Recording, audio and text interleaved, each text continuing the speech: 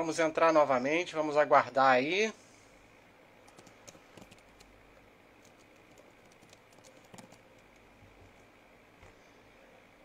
Aguardar nosso convidado, quer dizer, convidado não, né? Nosso grande parceiro, Anderson. Vamos ver aqui.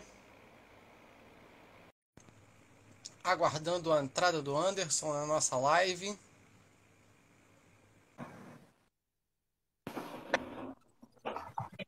Oi, Anderson. Ah, deu som. Opa, fala, meu querido. Tudo certo aí? Tudo Ó, certo. vamos aguardar entrar mais as pessoas aí. Temos 4 pessoas, 5 agora nos assistindo. Minha Ó, mãe, Magda Angélica Branco. Opa, bem-vinda. Olá. minha mãe. Sejam todos bem-vindos. Manuela. Olá, Manuela. Seja bem-vinda. Vamos aguardar só um pouquinho, uns 2, 3 minutinhos aí para as pessoas começarem a entrar, tá? Vocês quiserem mandar dúvidas, o professor Jorge Anderson vai responder no final. Olá, gente, boa noite, bem-vindos. Estão todos ouvindo bem? Salve, Aline, tudo bem? Ô, Aline, Sarra Lima. é a Sejam Sara. todos muito... Sara, você conhece a Sara também? É a minha filha. Opa! Pô, desculpa, não sabia. Conheço. Mas é a sua cara, viu? Dá pra ver pelo ícone dela aqui. Oi, Marco! E Sejam aí, todos fala, Marcos. bem-vindos.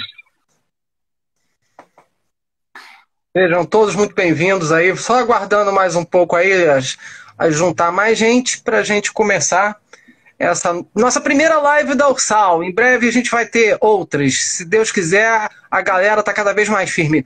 Oi, Rico! Meu irmão, uma só voz. Salve! A iluminação tá boa, gente, pra me ver? Tá, Eu tô te vendo bem. tá, show. Só Eu ajeitar joguei uma aqui. luz aqui bem na minha cara para vocês me enxergarem bem. É. Pega o celular do Pedro, faz uma luz para mim aqui. Eu tenho a minha equipe aqui, tenho minha equipe. Tá Gostei bom o da sugestão. negócio, tá bacana, tá muito bom. Salva, Rio. Eu tô com as crianças aqui do lado para poder segurar bastante. Deixa eu ver. Vai, ilumina assim minha equipe. A minha equipe de iluminação vai ganhar o Oscar. Tá ótimo. A hora que tu quiser começar, não, a gente começa. Vamos começar, vamos falar um pouquinho da Ursal, né? Porque eu entrei depois, você foi um dos criadores da Ursal, do nosso grupo de WhatsApp, que gerou vários outros perfis aí nas redes sociais. Vamos começar falando da Ursal. Foi ideia sua? Já surgiu com esse nome? Conta aí. A Ursal foi uma brincadeira no primeiro dia das entrevistas, né, presidenciáveis, né? A gente tem aquela entrevista maravilhosa do Cabo Daciolo e ele vai falar da Ursal, que era a União Socialista da América Latina, né? E a partir daí eu tive a brilhante ideia de criar o grupo no WhatsApp. Não imaginei que fosse crescer tanto, porque era uma brincadeira. Eu coloquei minha prima, a Vanessa, e ela conhece muita gente em Petrópolis. E bem-vinda aí, Adriano. E com isso, expandiu não somente Rio, capital, Petrópolis, Espírito Santo, São Paulo. Acho que nós chegamos a ter até pessoal de Belém do Pará, assim, bastante gente do Brasil. E a coisa cresceu, né? Costuma sempre ter uma brincadeira. Toda pessoa que entra na Ursal, sou eu que falo as regras, né? Na Ursal tudo é permitido, né? Desde que não seja de direita e que respeite as regras, né, ali. Então, assim, é um debate muito democrático. Ali nós temos pessoas de centro, centro-esquerda, pessoal de esquerda, aí nós temos ali lulistas, petistas, ciristas, pessoalistas e, principalmente no começo, tinha uma boa turma anarquista. Na realidade, o pensamento é mais anarquista do que na galera exatamente da esquerda, né? É um debate bem democrático. Todos ali são administradores, né? Não há um líder, né? Então, assim, é uma autogestão desse... Já começa aí a ideia da autogestão, né? Já começa aí. Eu me lembro também dos nossos encontros pessoais. A gente também já teve encontros da Ursal, que a gente pode conhecer, né? Não só a troca pelo WhatsApp, mas a conversa pessoalmente. Brindar um chopinho é sempre bom, né?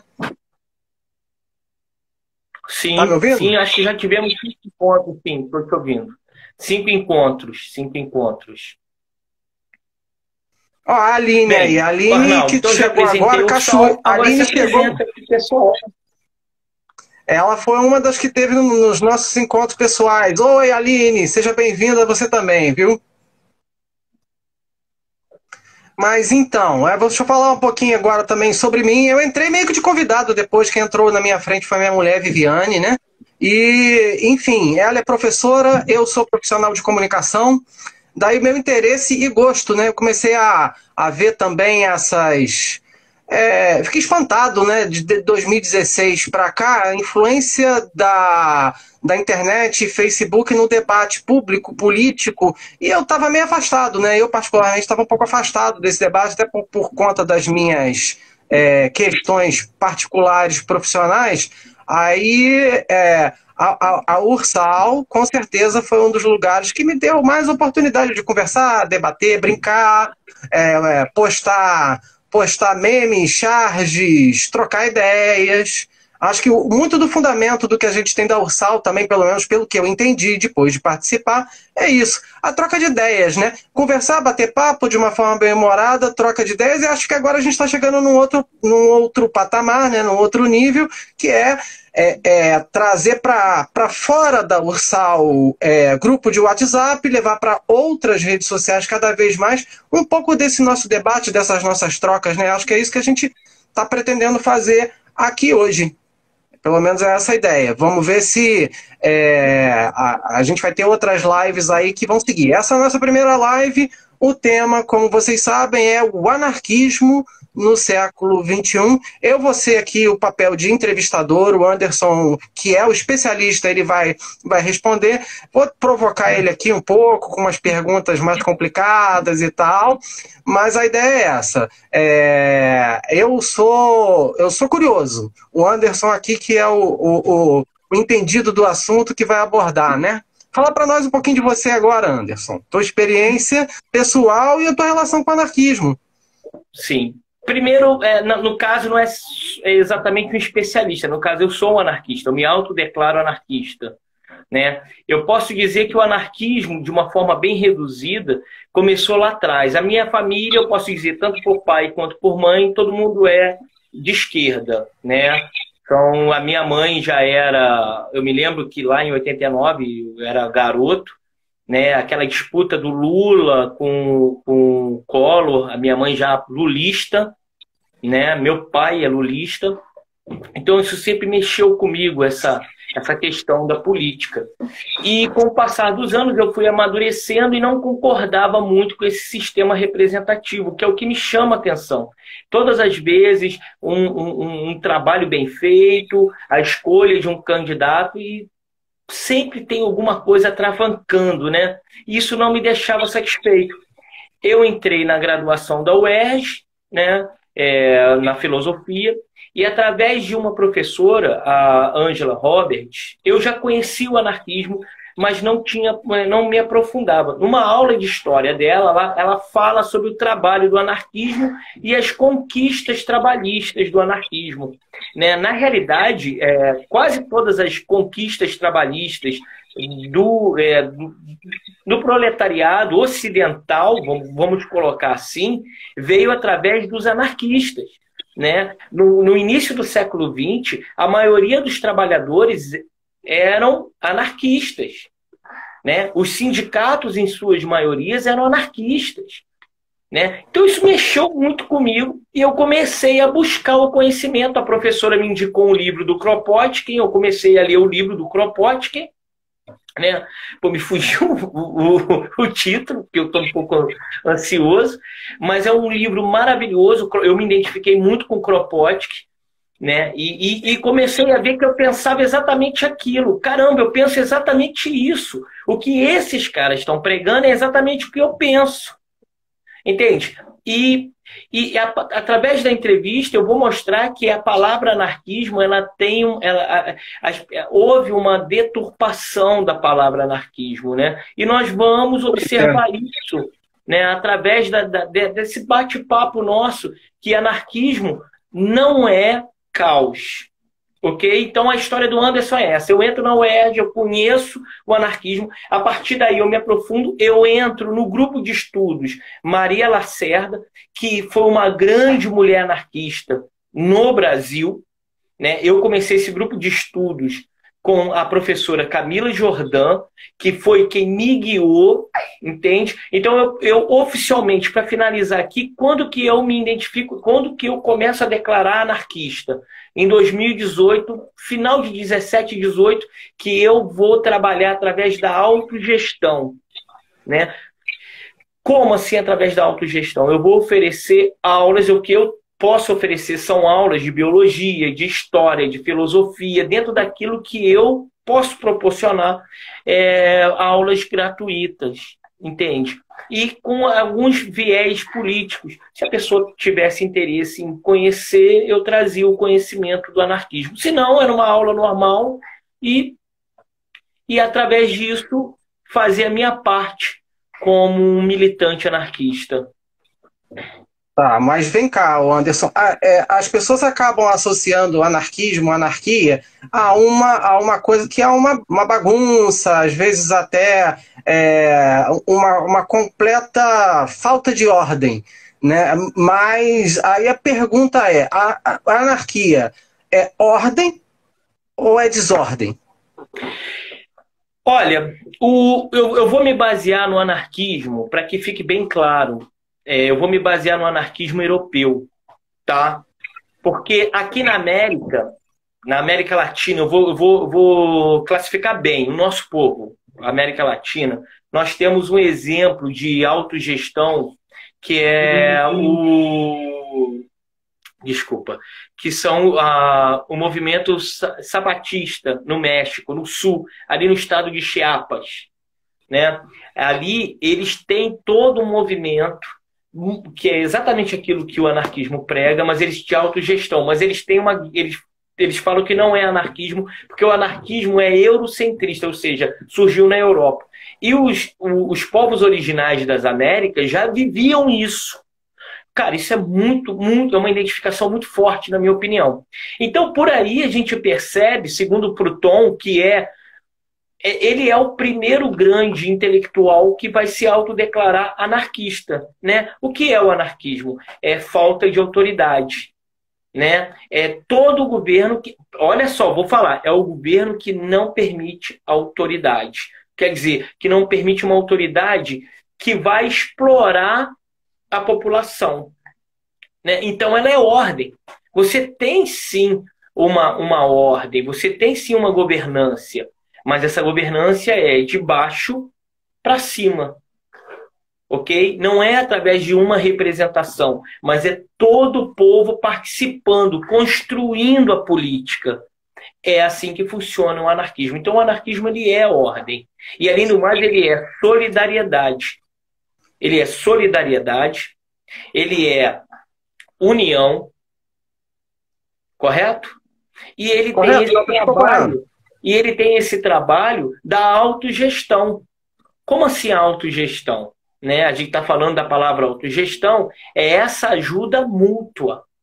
Né? Por isso que eu me identifico muito com Kropotkin. Kropotkin é um dos anarquistas que mais bate pé, depois você vai ter uma latesta. É uma autogestão, uma gestão colaborativa, em que cada pessoa tem o seu papel, é isso. E não e que as pessoas exercem o seu papel não porque tem uma autoridade que impõe, mas é porque elas sabem, cada uma, o seu papel diante da sociedade. É mais ou menos isso, então. É mais ou menos isso.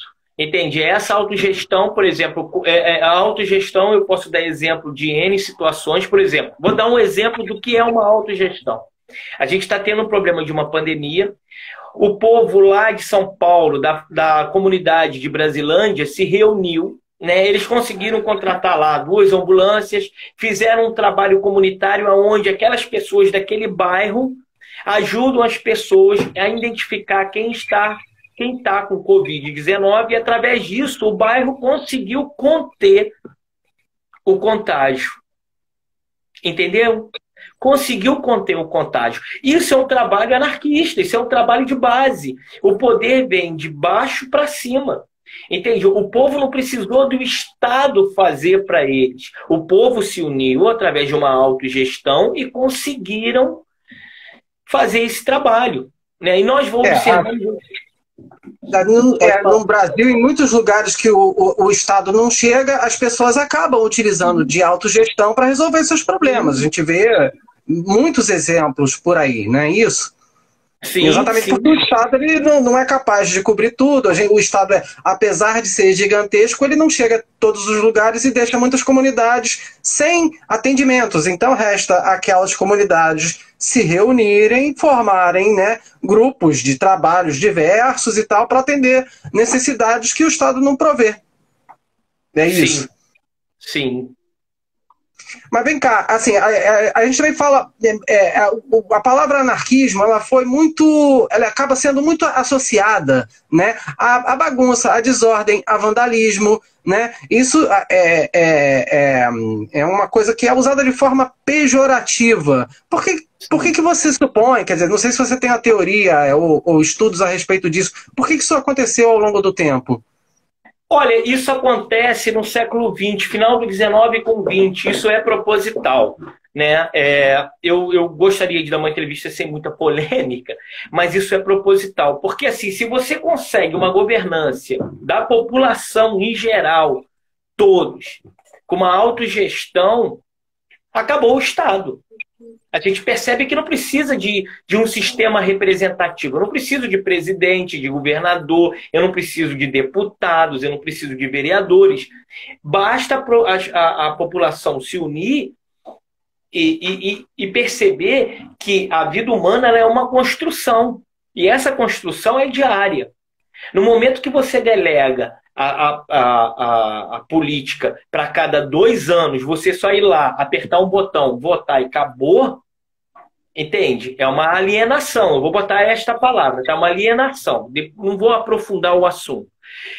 Então, assim, se você conseguir tirar da cabeça que há uma possibilidade de força dessa população, né? Porque o anarquismo, ele não vê só o proletariado, não. Ele vê também o homem do campo. Não é só o homem que estava no chão da fábrica, não é o operário. É toda a população humana. Entende? Tem certas características de outros movimentos que vinham o proletariado. Já o anarquismo não, ele vê aquela classe que é extremamente desfavorecida. Ela se baseia que é a partir dali que vem a revolução. Né? A partir dali que vem a mudança. E qual é essa classe desfavorecida? Qual é a classe que ninguém observa? São aquelas classes aqueles com pior serviço, que não tem importância nenhuma, que o salário é o menor possível, porque todo mundo, qualquer um pega para trabalhar. Entendeu? Então o anarquismo percebe que é a partir dali que está o verdadeiro, vamos dizer assim, né, o proletariado mesmo, aquele que é bem explorado, que é muito cabeça. Todo mundo é explorado, né? Vamos ser sinceros. Né? Todo mundo é explorado. Então, assim, é vantajoso ter, sim, essa palavra pejorativa. Quando eu falo de anarquismo, eu associo com o caos. Né? E o correto seria anomia, né? Essa é a palavra correta para caos, para desgoverno, entendeu? Anomia. Ok? Bem-vindo aí, Gleison. Bem-vindo, Gleison. Então, assim, é proposital, né? Tudo aquilo que possa vir a beneficiar a população, se a gente puder tirar da mente das pessoas, né? A união, né? Hoje em dia você tem muito esse conceito de individualismo. Não, eu sou capaz de conquistar, né? Você tem hoje o movimento aí dos... Eu vou tocar num assunto polêmico. Né? Você tem hoje o movimento aí dos motoboys, né? Que estão trabalhando por aplicativos. Qual é a palavra-chave? Você é o seu empreendedor. O cara não tem direito trabalhista nenhum. O cara não tem ajuda nenhuma. Se o cara se acidentar, o problema é dele. Mas quem está ficando milionário e bilionário é o dono do aplicativo, né? Somente um exemplo assim para provocativo. Sim, sim, um exemplo de como é que é, né? Quer dizer, na verdade, aí é até um sequestro também da autogestão. Mas deixa eu te perguntar uma outra coisa. O movimento anarquista, como outros movimentos de esquerda, surge naquele contexto lá do início da Revolução Industrial, que provocou grandes impactos nas relações entre as pessoas. Eu queria que se você falasse um pouco mais dessa época, né, o contexto, né, da Revolução Industrial e o surgimento do movimento anarquista. Tá. O movimento anarquista ele vai surgir na França, né? Você tem lá, eu vou me basear em cima da Revolução Industrial, na segunda Revolução Industrial, tá? Eu vou me basear em cima, a história já nos mostra que lá na Grécia também tinham movimentos anarquistas, na Europa, e haviam movimentos anarquistas, mas eu vou me basear em cima de Proudhon, que é um grande pensador francês. Ele veio da base, ele não era aristocrata, e mesmo assim as pessoas o escutavam, e ele é o primeiro a dizer, olha, eu sou anarquista. Ele é o primeiro a ir contra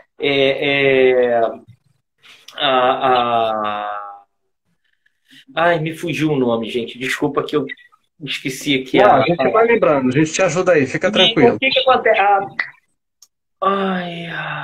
Me fugiu o nome, tudo bem.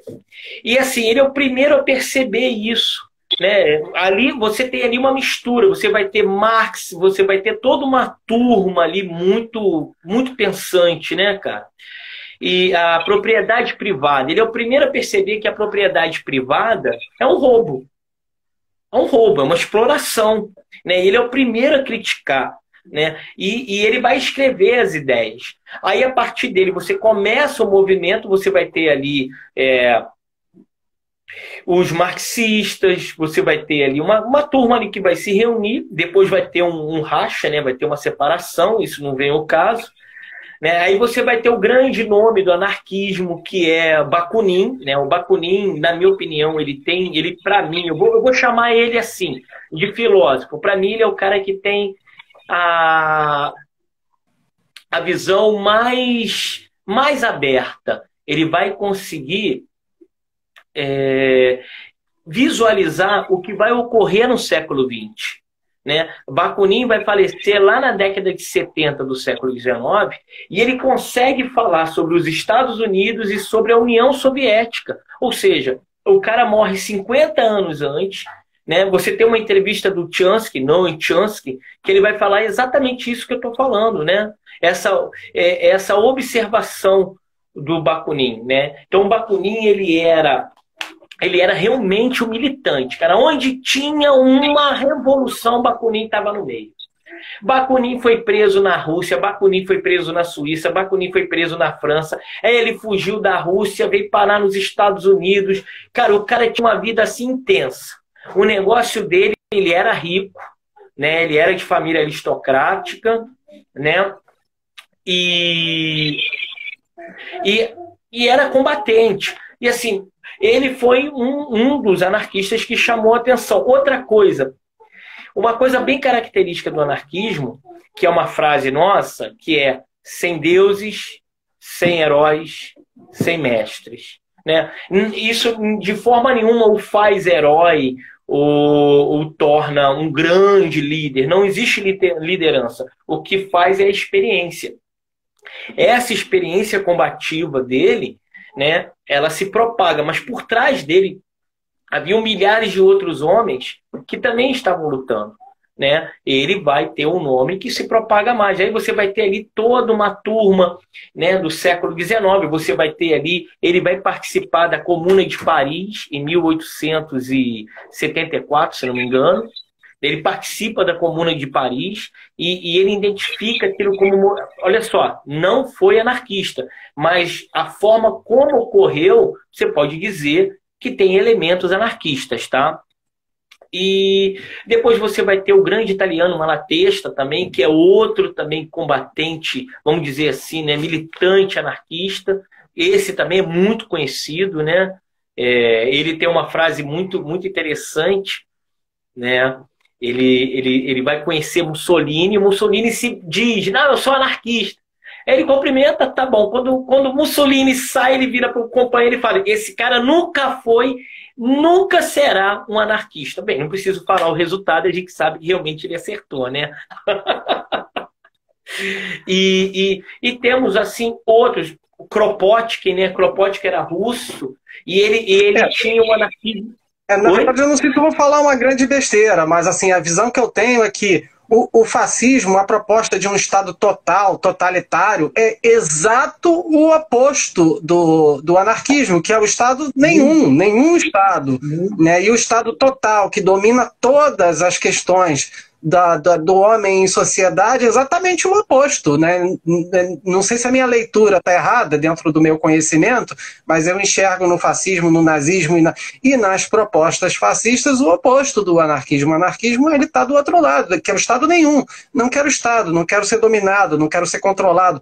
Até nessa frase aí que você disse, sem deuses, sem ídolos, sem heróis e sem religião. Sim. Repete, sim. Por favor. Sem mestre, repete a frase Deus, que eu não gravei. Sem mestres, sem deuses e sem heróis, entende? Não há porque a visão de Kropotkin é a visão de que todos os homens, por exemplo, se eu e você estamos sentados aqui com uma boa internet, com um bom prato de comida, seja lá o que for, milhares de homens por trás fizeram com que nós dois pudéssemos ter esse conforto, entendeu? Então, assim, entra naquela visão de ajuda mútua, né? E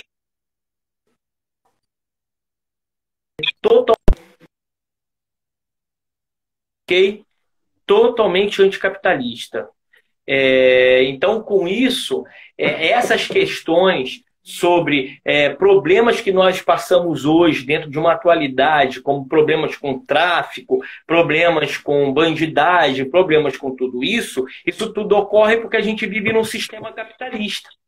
Como a gente vive num sistema capitalista, isso traz dinheiro, né? Isso traz muito dinheiro, né? Se a gente vive numa sociedade solidária, aonde você não permite mais a miséria de homens, porque o capitalismo ele precisa da miséria, né? Ele precisa de um contingente de miseráveis para que o salário seja baixo.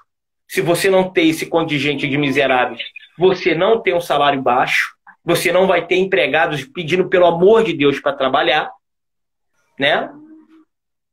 Então assim, se você tem uma sociedade, é claro que não existe sociedade perfeita, tá, gente? Eu também não sou, o anarquismo não é uma utopia que acredita num paraíso. Bakunin tinha muito pé no chão e ele sabia que era um eterno embate, né? Aconteceu uma revolução aqui, cara, pode ter certeza que dali na frente começou a tá, alguma coisa vai dar errado e vai de novo criar um problema e de novo vai ter uma revolução e uma outra revolução, ou seja, é uma eterna construção, entende? Não é uma fantasia. Tanto é que Bakunin ele consegue, se ele tem uma visão tão à frente do seu tempo, que o cara consegue acertar sobre as questões da União Soviética e dos Estados Unidos. Então não é um cara que estava falando besteira. Entendeu? Entendi. Não, então, mas assim, do que você fala aí, eu vejo, pelo menos no meu conhecimento, uma relação do anarquismo com duas palavras, que são que até oriundas lá dos ideais de uma Revolução Francesa, que é uma primeira revolução que a gente teve, não é uma revolução proletária, foi uma revolução burguesa, mas as palavras de liberdade e igualdade, né? Assim, a gente tem aí a relação do anarquismo muito com essas duas palavras, ter liberdade, né, de agir, mas também é necessário uma sociedade mais igual, que a desigualdade vai separando, né, vai criando esses abismos entre as pessoas. Não sei se trazendo o debate para um lado que não é o caso, mas eu enxergo muito isso, essa relação, uma tentativa, né, filosófica que o anarquismo tem de fazer um equilíbrio entre liberdade e igualdade, né, para a sociedade evoluir, para as pessoas evoluírem na sociedade. Na realidade, o anarquismo ele vai trabalhar de uma forma que é o libertarianismo, né? Você é libertário. Né? É bom a gente tomar cuidado com essa palavra libertário. Olha só, o anarquismo é quem vai criar a palavra liberdade, a palavra libertário, desculpa, né? E lá na frente, os norte-americanos que estão ali trabalhando as questões do mercado, tal, vão roubar essa ideia da palavra libertário. Aí eles vão entrar com a palavra, né, que o mercado usa hoje, né? Livre mercado. Eles vão utilizar... Liberalismo, isso. Né? Eles vão utilizar essas palavras, porque na realidade quem utiliza essa primeira palavra são os anarquistas. Mas a nossa visão... O libertário.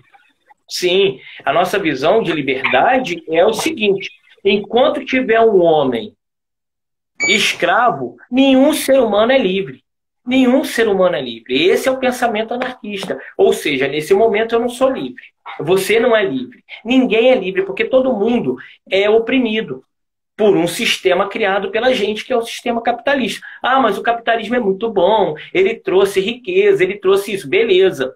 A gente viu essa semana lá em Araras, um senhor de 60 e tantos anos, desesperado, leva o seu bom carro e coloca fogo no carro. Por que será que o cara botou fogo no carro? Quando ele botou fogo no carro, o que ele provocou? Um incêndio, uma reserva ambiental.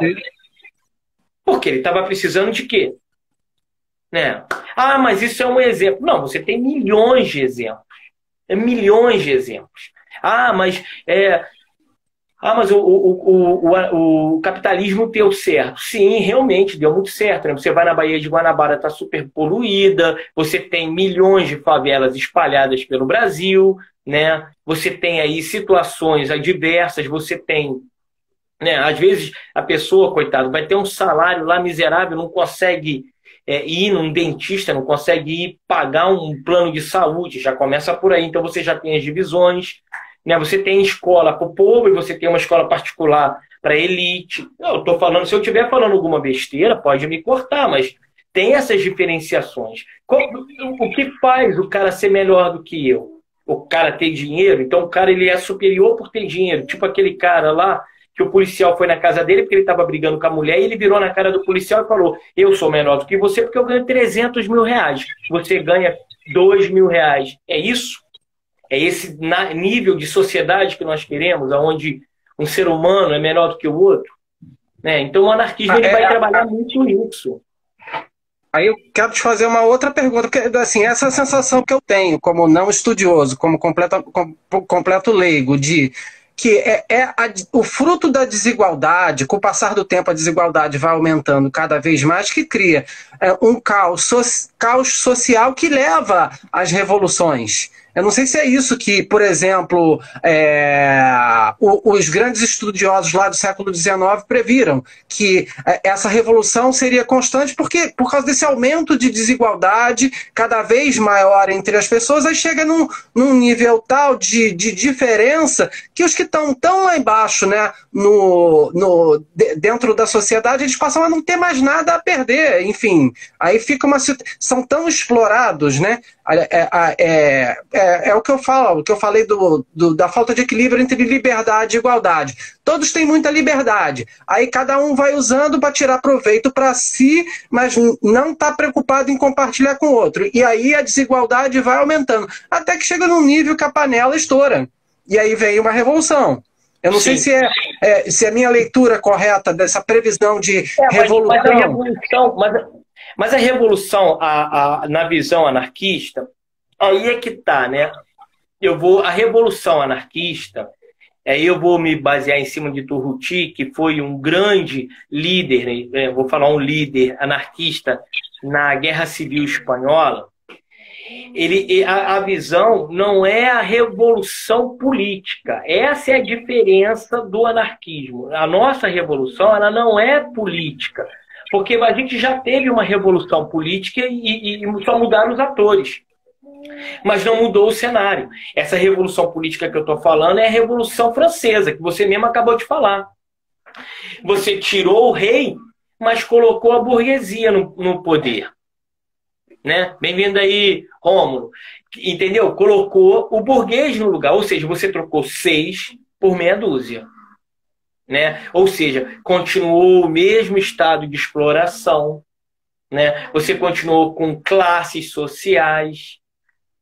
Né? O sistema representativo hoje, depois desses 200 e tantos anos, está desgastado. Não é só no Brasil, não. Em qualquer país ocidental. Eu estou me baseando em cima de países extremo-ocidentais e países ocidentais. Eu estou abrindo um novo termo, pode ser horrível, mas eu estou chamando a América Latina de extremo-ocidental. Tá?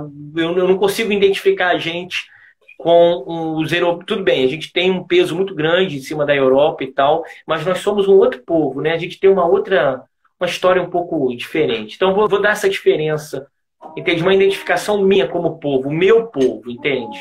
Eu não sou europeu, então eu posso ter até uma história. Nós, né? Não sou europeu. Então, assim, há um desgaste do sistema representativo. Né? Há um desgaste. E esse desgaste é observado diariamente. Você tem hoje movimentos de extrema-direita que estão retornando, ou lugares que essa extrema-direita também que retornou está começando a desgastar. Né?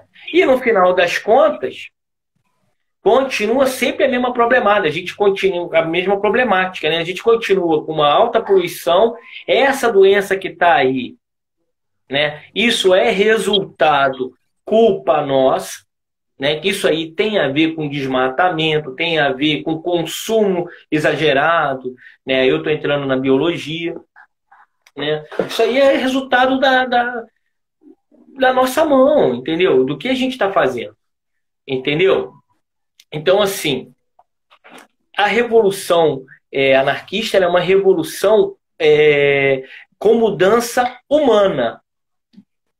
Não adianta mudança política, é uma mudança humana. Ela requer uma mudança lá embaixo, de mudança mesmo, de quebrar tudo. Do Ruti fala o seguinte, olha, quebra tudo, tudo. Vem tudo para baixo, para o chão. Porque nós somos da pobreza. Ele fala assim mesmo, olha, a gente é pobre, a gente já foi explorado, tem gente que já passou fome, mora num barraco. Então, assim, se destruir tudo não tem problema. Foi a gente que construiu, a gente reconstrói. Então tem essa visão de reconstrução de uma nova sociedade. Porque essa que tá, meu amigo, não tá legal. Eu vou ser muito franco. Tem que ser muito masoquista para estar feliz numa sociedade como a nossa.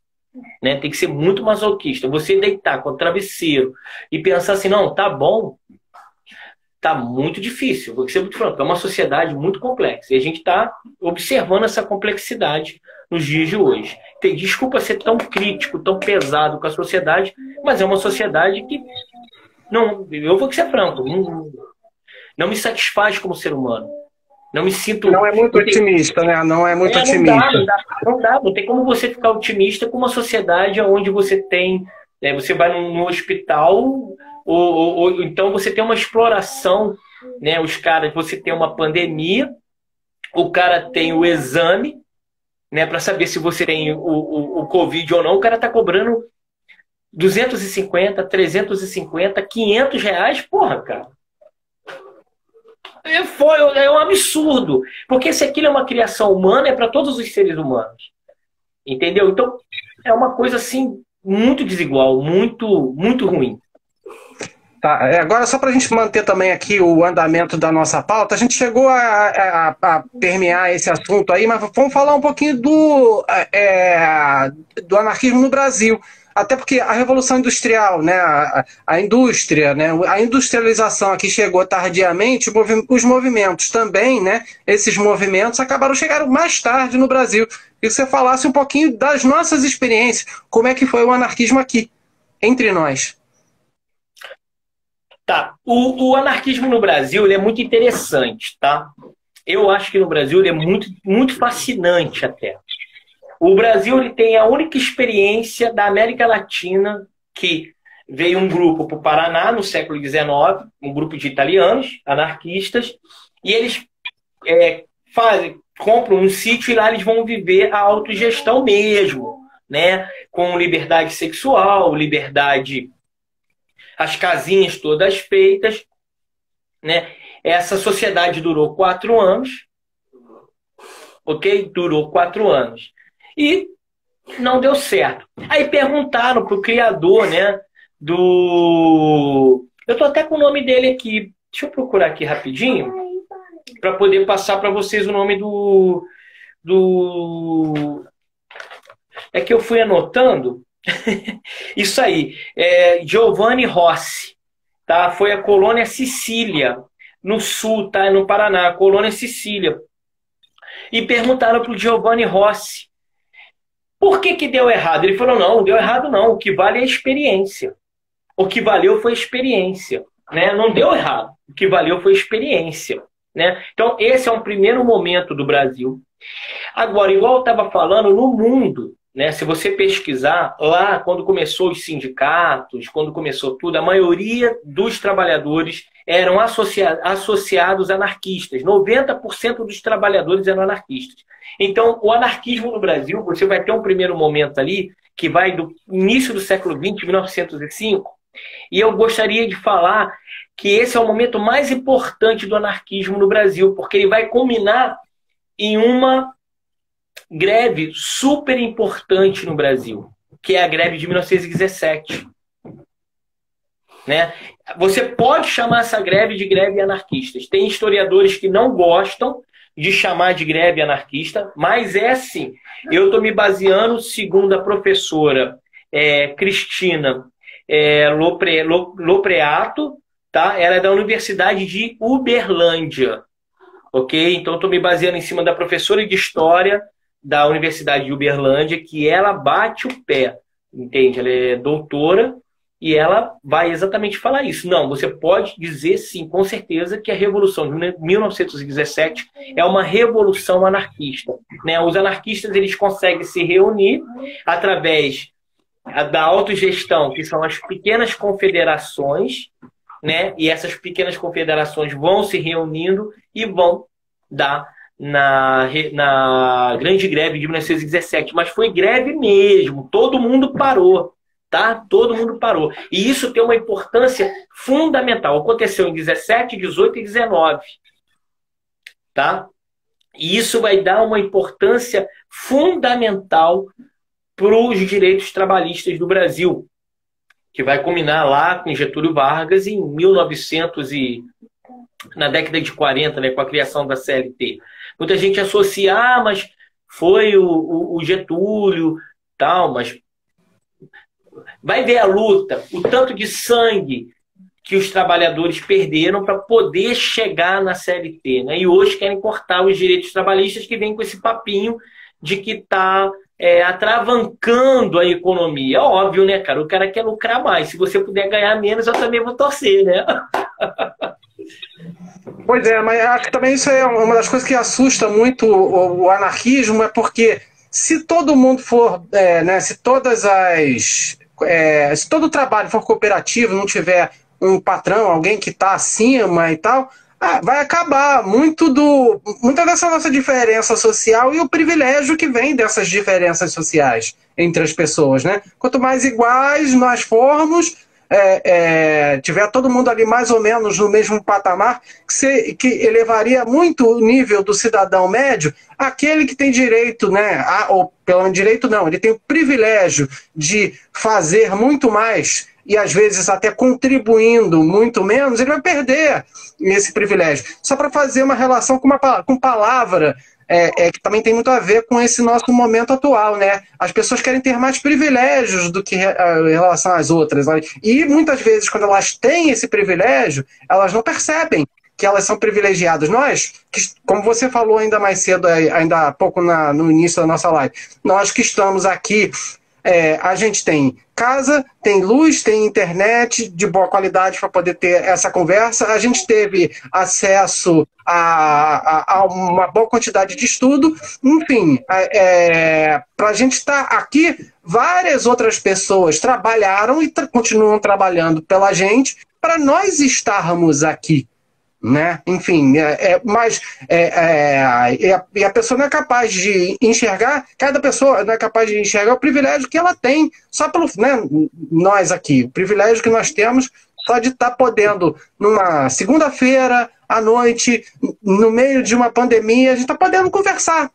Muitos não podem, muitos têm que estar trabalhando aí porque estão nos serviços essenciais, arrancando os cabelos e colocando a vida em risco. Sim. Não é isso? Sim. No caso, eu estou me baseando em cima de uma consciência que, quando eu fui ler Kropotkin, né, eu também... Gente, eu sou um homem do meu tempo, né? Então, assim, eu sou um homem igual qualquer ser humano normal, eu quero consumir. É claro que eu gostaria de chegar num shopping e, meu Deus do céu, sair lotado de bolsa de compras. É claro, eu sou um homem do meu tempo. Mas eu tenho que ter consciência que esse consumo, ele é prejudicial. Esse consumo desenfreado que a sociedade humana criou, ele é prejudicial, né? Por que que eu, por exemplo, assim, por exemplo, eu acabei de ver o nome, não vou falar o nome da artista, estava no Twitter e apareceu lá uma artista dizendo que tem 3 casas na Flórida. Aí a pessoa pergunta, e você tem o quê? Eu falei, gente, o cara está querendo comparar eu ou qualquer outro cidadão, né? Quantas pessoas desprivilegiadas tem no mundo, no Brasil? Né? No Brasil, então, cara, como que tem? Tem aí, você tem os movimentos, né? Dos trabalhadores sem casa, o movimento de pessoas que não têm terra. Tem pessoas que vão nascer, crescer e morrer morando de aluguel. Entende? Então, assim, é uma desigualdade social imensa. Ah, não, mas ele não lutou. Pô, não lutou. Às vezes a vida da pessoa é tão complicada, nem para terminar o ensino fundamental a pessoa não conseguiu. E mesmo porque, né, N problemas que ocorrem. A pessoa não consegue se formar numa escola normal, né? Ah, não, mas a pessoa não é capaz. Porque criou, né, essa ilusão. Não, você é capaz de ser... Só você lutar. Você vai acordar às 5 da manhã, vai dormir meia-noite, você vai vencer. Vencer o quê? Eu me pergunto. Deixa eu fazer mais umas perguntas, que a gente já está chegando aí quase no finalzinho do tempo que a gente tem, mas eu queria te falar mais algumas coisas. Existe possibilidade de, né, a partir de agora, do século XXI, criar e estabelecer uma sociedade anárquica em algum lugar do planeta? Ou ela existe e a gente nem fica sabendo? Ou, enfim, como é que é possível? Ela existe. Eu não vou chamar de anárquica, eu vou chamar os sabatistas no México, eles vivem, né, lá no sul do estado de Chiapas, né, Chiapas. Os sabatistas, eles vivem em autogestão. A gente tem uma sociedade ali, né, uma sociedade de povos originais, ou seja, os índios, né, eles vivem em autogestão.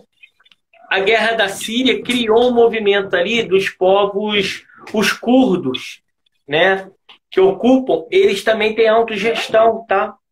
E quem botou a galera lá para correr lá, o Estado Islâmico, foram as mulheres curdas, tá? Que as mulheres são brabas pra caramba, tá? As mulheres são brabas pra caramba. Botou aqueles radicais todos para correr. E ali você pode dizer que eles não levantam bandeira anarquista, mas é um movimento anarquista, tá? Eles não levantam bandeira anarquista, mas é autogestão, tá? Ali você tem um movimento de autogestão. Você tem na Grécia um bairro em Atenas que também tem um movimento anarquista. Ali não, ali realmente é anarquista, de autogestão. Quando estava tendo aquela crise muito forte na Grécia, esse bairro ele vai se separar e vai viver realmente um movimento anarquista. E fora o que aconteceu na Islândia, que ninguém comenta, não, mas quando a Islândia teve aquela crise financeira pesada lá, o povo se reuniu e expulsou os políticos e começaram a modificar a situação da Islândia. Tá? Ninguém comenta sobre a Islândia, não, porque se colocar isso, peraí, se o povo da Islândia fez, a gente também pode fazer. Entendeu? Então você tem pequenas experiências. Agora, se a gente vai ter uma sociedade anarquista no século XXI, não acredito não. Arnaldo, eu acredito que você vai ter ainda um desenvolvimento, você vai ter um crescimento, entende? Hoje tem 10 pessoas aqui observando, amanhã tem gente que nunca ouviu falar no anarquismo, está ouvindo falar pela primeira vez. Quer dizer, ouviu, mas nunca tinha conhecido um anarquista. Eu acho que isso Deixa eu fazer uma trabalho brincadeira com você. Deixa eu fazer uma brincadeira com você, porque fazem também com toda a esquerda. O anarquismo não deu certo em lugar nenhum do mundo. Olha, Não é isso? eu posso, assim, nunca foi experimentar, não houve uma experiência concreta, tá? Não houve uma experiência concreta. Assim, a experiência mais concreta que teve foi na Catalunha, né, em Barcelona, na Espanha, que é, assim, a maior experiência. Ela foi atacada, foram 3 frentes atacando, então assim, não tinha como, né? Não tinha como. É o seguinte, essa aqui é para finalizar. Tá no meio da guerra civil, os caras tomam Barcelona e vira para todo mundo e fala, ó, a partir de agora acabou o dinheiro. É todo mundo se ajudando. Aí quem não tinha casa possuiu casa, quem não tinha estudo teve estudo, quem não podia ir no teatro foi... Assim, você tem relatos de pessoas que viveram aquele momento e que não eram anarquistas e falaram, olha, eu não era anarquista não, mas foi o melhor momento que eu vivi, foi aquele que eles chamam de verão de 36. Tá? Ou seja, você tinha igualdade, você tem uma experiência com os anarquistas ali, que você tinha aqueles anarquistas pacifistas, né? E Franco estava subindo. E Franco estava subindo. E esses pacifistas não queriam lutar. O que Durruti faz? Olha só como que é o anarquismo, como que respeita a liberdade. Tudo bem, vocês não querem lutar? Porque é o seguinte, na Segunda Guerra Mundial, quando um homem... Você tem lá aquela batalha de Stalingrado, que é a mais famosa, que é ali que vai quebrar o nazismo.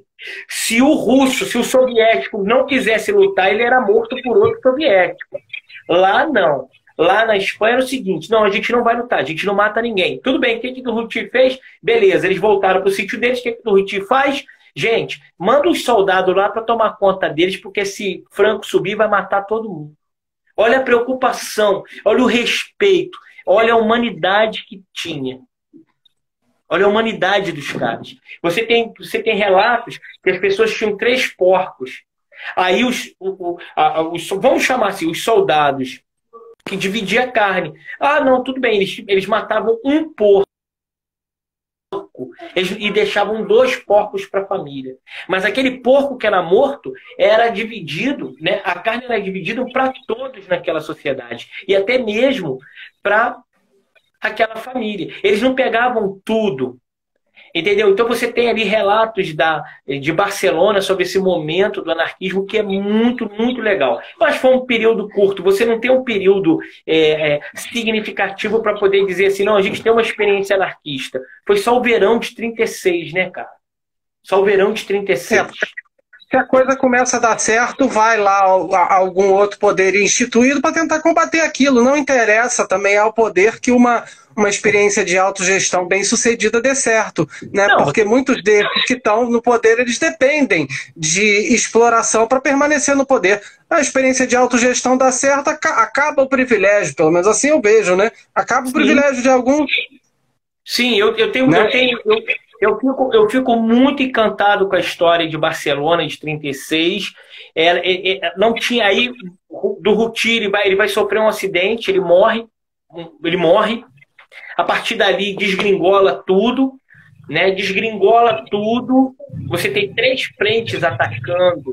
Você tem Franco e mais 2 frentes que atacam os anarquistas. Cara, não tinha como. Não teve como. A maioria fugiu para os Pirineus, fugiu para a França e vão se unir ao exército. Você vai ter ali na história os soldados espanhóis que vão ajudar a combater o fascismo na Segunda Guerra Mundial. Os últimos 5 minutos agora, tá? Só para avisar para a gente se organizar aí. Mais uma perguntinha para a gente terminar. É sobre... Aqui a gente também tem outro termo de hoje em dia que eu acho que é bem complicado. Quem não ouviu falar no anarcocapitalismo, né? E que é uma coisa meio Frankenstein, né? Junta anarquia e capitalismo numa mesma palavra, é um negócio meio Frankenstein. A sensação que dá é que está dentro desse sequestro de termo. Anarcocapitalismo é anarquia? Que doideira é essa palavra que faz parte ANCAP, né? Como alguns colocam, surgiu nesse novo termo aí hoje em dia. Fala pra gente sobre isso aí, por favor, esse Frankenstein. Primeiro, você já resumiu tudo, é um Frankenstein, ou seja, eu chamo eles de câncer, é um câncer que surgiu por fora, porque assim, o anarquismo ele é extremamente anticapitalista. Já resume aí a frase, é anticapitalista. Se é anticapitalista, anti-autoritário, né? Qualquer tipo de autoritarismo, né? Então, assim, o ANCAP, que é o anarcocapitalista, ele vai querer o quê? O livre mercado, né? O mercado se autorregula. Bem, a gente já sabe que isso é uma mentira, né?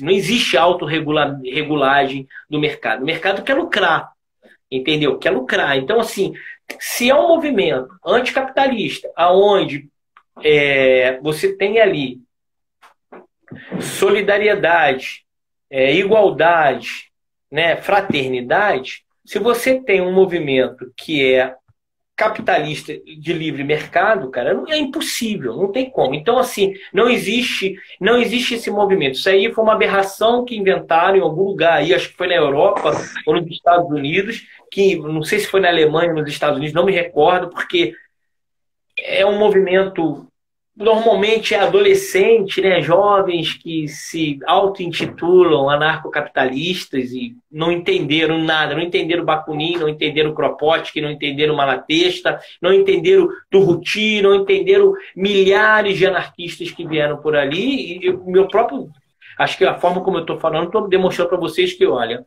eu sou um homem do meu tempo, mas eu tenho consciência que o anarquismo, que o capitalismo, ele não é um movimento legal, né? Ele é um movimento prejudicial nos dias de hoje, né? Já houve um desenvolvimento, houve aí a história, mas chegou num ponto que a gente está numa beirada. Ou a gente muda, ou a gente entra em extinção. A gente não tem outro caminho, né? 3 minutos. Até, por exemplo, a gente tem aí a notícia hoje, notícia recente, né, na verdade, que também no meio dessa pandemia no Brasil, das 10 pessoas mais ricas do Brasil ficaram mais ricas nesse período de pandemia. E outros, uma classe média incipiente, uma classe trabalhadora e tal, foi ficando cada vez mais pobre, né? Enfim, isso no meio de uma coisa que atinge a todos, né? Esse sistema capitalista ele acaba beneficiando só quem está, né, muito acima, muito à frente, que consegue passar por momentos assim sem perceber, ou até lucrando mais, né, porque eles encontram outras formas de lucrar. Eu não vou me ater ao capitalismo, porque o capitalismo requer uma discussão muito aprofundada. E a gente tem aqui só 3 minutos. A minha crítica ao capitalismo aqui é uma visão dentro da biologia, entende? A gente chegou num limite de consumo que não é possível, entende? E não tem como, a gente tem que ter um outro sistema. Esse sistema não é possível mais, a gente chegou no limite. A gente chegou no limite, entende? Eu estou falando de uma outra visão, a gente chegou no limite, a gente tem que ver uma outra solução, porque essa não está legal. Essa não está legal. Entende? E vamos mudar. Eu não acredito nessa mudança também, não.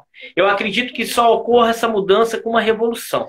E uma revolução pesada. Mas eu acho que nesse momento aqui não ocorre. Acho que esse momento ainda é um momento ainda de trabalho de formiguinha. Tá entendendo? É um trabalho de formiguinha. Eu não sei se eu vou ver essa consciência. Mas eu estou fazendo a minha parte. Não é para mim. É para eles. Não é para mim. É para essa turma aqui que eu estou fazendo. Beleza, Anderson. Vamos lá, vamos terminar agora. Quer dizer, a gente deve ter mais 1 minutinho aí, porque o Instagram corta. Quero agradecer o pessoal que ficou, né, a paciência de nos assistir. Mandem perguntas, mandem opiniões, comentem no Instagram dos amigos da Ursal. A gente vai responder, vai procurar responder o que não foi possível. Até numa outra live, como a gente pretende fazer, a gente vai trazer perguntas que não ficaram respondidas. Enfim, vamos tentar responder, atender. A gente teve aí um público de mais ou menos entre 10 e 11 pessoas nos assistindo. Agradeço a todos, agradeço a paciência. Anderson, agora é contigo, para finalizar. Olha, eu agradeço a todos que participaram, a minha família, os amigos que entraram aí, né? Eu agradeço as perguntas que foram feitas. Não tinha como responder, porque a gente já tinha um cronograma, né? Então a gente tinha que falar. E falar do anarquismo em 1 hora é muito pouco tempo, porque o anarquismo ele é um movimento que anda chamando muita atenção da população em geral. Já não é mais. Se a gente pudesse voltar uns 6 anos atrás, ninguém comentava. De uns 6 anos para cá, muita gente tem comentado, tá? Então,